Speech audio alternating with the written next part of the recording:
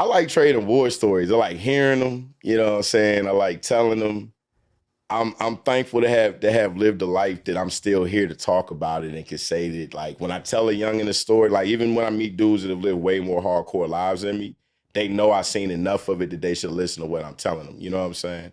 And at the end of the day, like I just want my wisdom to just keep living on, man, and just I want to keep becoming a better version of myself. I told my youngin' a few days ago, I'm like, yo, we leaders, and like when I taught some years ago and stuff, I started realizing when you're responsible to teach people, especially when you're in a city where people are like struggling to scrape to go to school, or they even had the time to not work the second job and go to school. You got these corporations owning these schools, putting people in debt that can barely pass the programs, let alone the promise of the job that's waiting for them and stuff like that.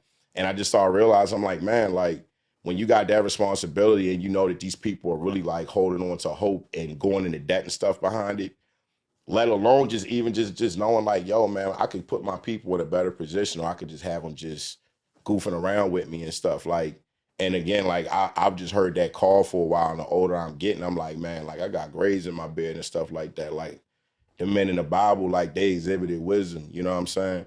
And like my spiritual energy these days is not just about like, I still follow, some Christian belief and things that I was raised in, but it's just about like drawing wisdom from just seeing the way that people persevered through like discomfort, you know what I'm saying?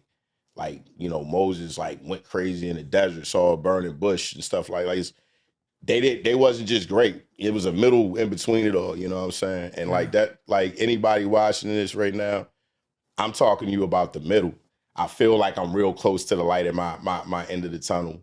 I've had a very blessed life, so some people may feel like I've always lived in the light at the end of the tunnel and stuff. But I know for me and just my challenges, my expectations on myself, the regrets having that great career and then literally rebooting my life and being a whole different version of myself. And DC and Baltimore are night and day cities. You know what I'm saying? The money moves different, all kind of things. Like I had to humble myself. I had to be okay with myself and not want to jump off that bridge. And boy,